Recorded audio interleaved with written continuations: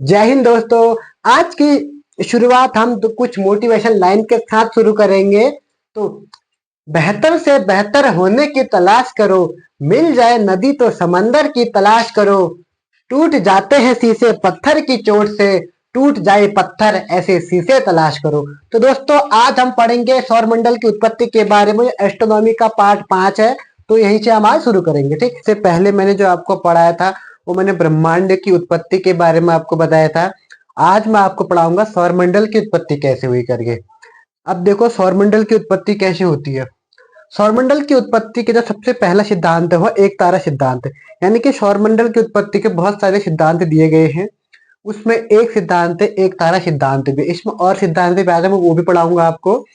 सबसे पहले हम देखते हैं एक तारा सिद्धांत है। के हिसाब से जो सौरमंडल की उत्पत्ति हो रखी है वो हो रखी है सूर्य के टुकड़ों से ही हो रखी है। ठीक है, कहने का मतलब यह है कि जो मोनोस्टार सिद्धांत है यानी कि एक तारा सिद्धांत है, इसके हिसाब से जो भी हमारे जो सौरमंडल की उत्पत्ति हो रखी है वो सूर्य के टुकड़ों यानी कि सूर्य से ही हो रखी है।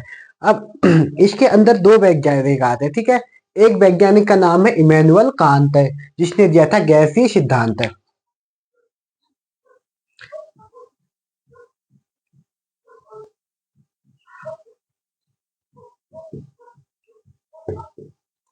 गैसीय सिद्धांत यह दिया था इमैनुअल कांत ने। किसने दिया था? Immanuel Kant.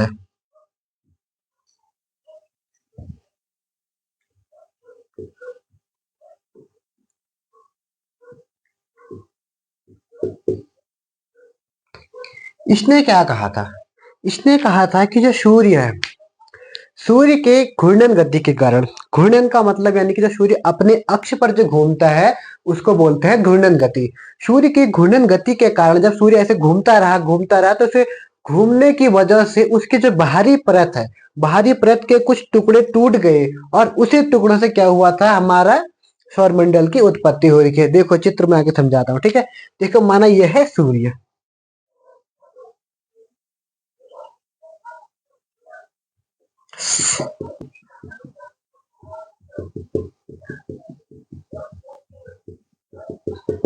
ये सन है। अब जैसे ही क्या हुआ, सन क्या करता है, अपनी घूर्णन गति कर रहा था। घूर्णन गति के कारण क्या हुआ, तो इसकी बाहरी परत है वो क्या हो गई, अलग होने लगी, टूटने लगी। ऐसे इसकी बाहरी परत निकलने लगी। कुछ टाइम बाद जब बाहरी परत ठंडी हो गई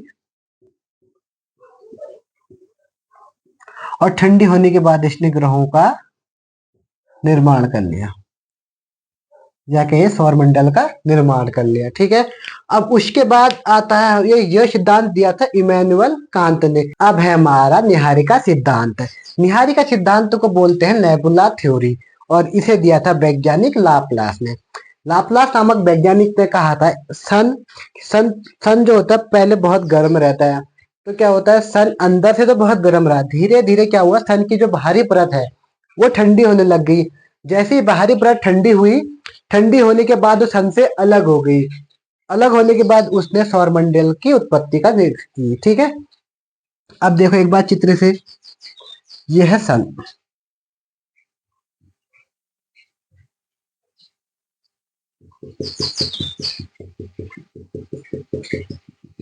ये सन है। सन क्या हुआ, इसके बाहरी परत ठंडी हो गई, अंदर की परत तो गर्म है लेकिन बाहर की परत क्या हो गई, ठंडी हो गई।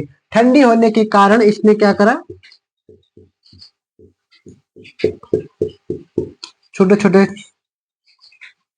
ग्रहों का निर्माण कर लिया। इसी को बोलते हैं हम निहारिका सिद्धांत बोलते हैं। ठीक है, अब आता है एक तारा सिद्धांत हो गया। एक तारा सिद्धांत के बाद आता है डुअल स्टार थ्योरी, यानी कि डुअल स्टार थ्योरी को इंग्लिश में भी डुअल स्टार ही बोलते हैं। अब है हमारा डुअल स्टार सिद्धांत। ठीक है, अब इस सिद्धांत के अनुसार क्या होता है, इस सिद्धांत के अनुसार एक सूर्य था, सूर्य के अलावा एक और तारा था। इन दोनों से मिलकर यह सिद्धांत बनता है, इन दोनों से मिलकर सौरमंडल की उत्पत्ति हो रही है। ठीक है, अब इसमें भी दो वैज्ञानिक आए। अब दो अलग अलग वैज्ञानिक आए, जिसमें पहला वैज्ञानिक का नाम था चैम्बरलिन।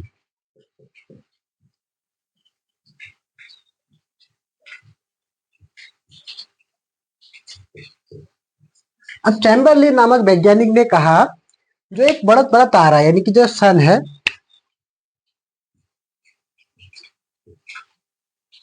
सन के सामने एक बहुत बड़ा तारा है।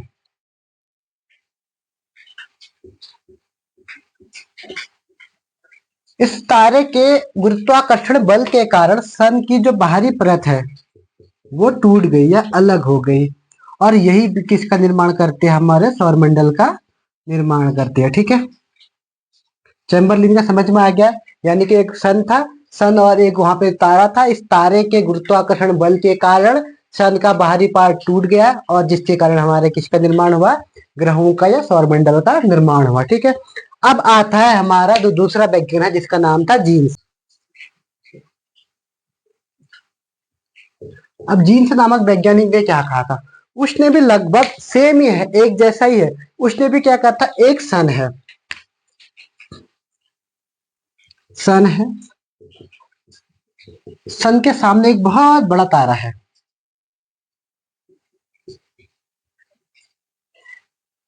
इस तारे के गुरुत्वाकर्षण बल के कारण इसके छोटे छोटे पार्ट टूट गए, यानी कि जो सूर्य की परत टूटने लग गई।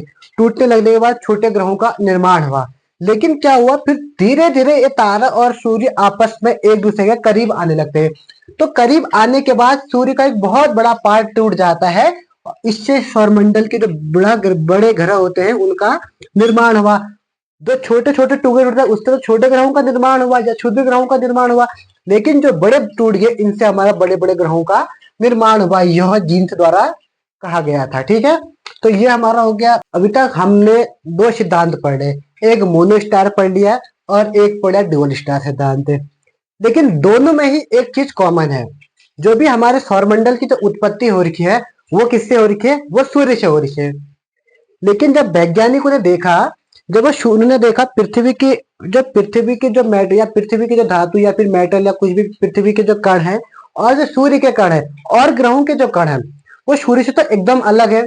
यानी कि सूर्य के कण पृथ्वी के कण से तो कोई मेल ही नहीं खा रहे। तो इसका मतलब ये तो नहीं, इसका मतलब ये हुआ कि जो ये सिद्धांत है सब गलत हो गए। तो वैज्ञानिकों ने कहा कि यह सारे सिद्धांत गलत, इन्हें इसको माना नहीं। उन्होंने कहा जब सूर्य और पृथ्वी दोनों के कण अलग अलग है तो फिर ये इनसे इसका निर्माण हुआ कैसे। तो इसलिए वैज्ञानिकों ने इस थ्योरी को झुटला दी। ठीक है, उसके बाद जो आता है वो आता है डबल स्टार थ्योरी, और उसी में हम पढ़ेंगे। उसमें इस वैज्ञानिक जिसका नाम था लिलिटन, डबल स्टार थ्योरी यह दिया था लिलिटन नामक वैज्ञानिक ने। इसने क्या कहा देखो, इसने कहा एक सन है, सन के अलावा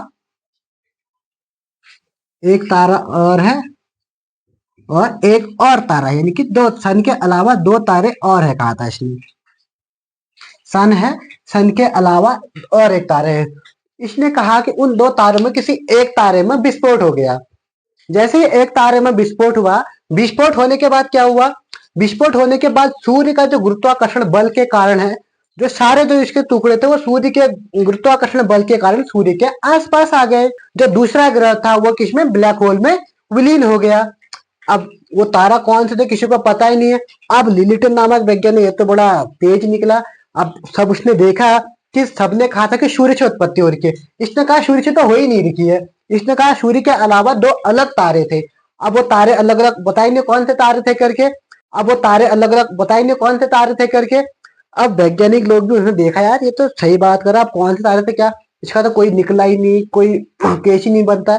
तब इसने कहा ठीक है, तब वैज्ञानिकों ने मान लिया, वैज्ञानिकों ने यही सिद्धांत माना है कि जो सौरमंडल की जो उत्पत्ति हो रही है वो सूर्य से न होकर बल्कि कोई एक तारा था, और वो तारे में विस्फोट हुआ। विस्फोट होने के बाद तारे सब सूर्य के गुरुत्वाकर्षण बल के कारण इसके आसपास आ गए, और जो दूसरा तत्व ब्लैक होल में विलीन हो गया। अब दूसरे तारे को लेने भी कहेगा क्योंकि वो ब्लैक होल में आ गए तो उसके हमें कोई साक्ष्य मिलते ही नहीं है। तो इसलिए हमें ये इस थ्योरी को हम मानते हैं। ठीक है, आज के लिए इतना ही। अब नेक्स्ट वीडियो में आपको कल मैं पढ़ाऊंगा सौरमंडल के बारे में, सूर्य के बारे में, सौरमंडल के अंदर जो सारे ग्रह हैं उन सब के बारे में पढ़ाऊंगा। ठीक है, तो आज के लिए इतना ही। इसी के साथ धन्यवाद।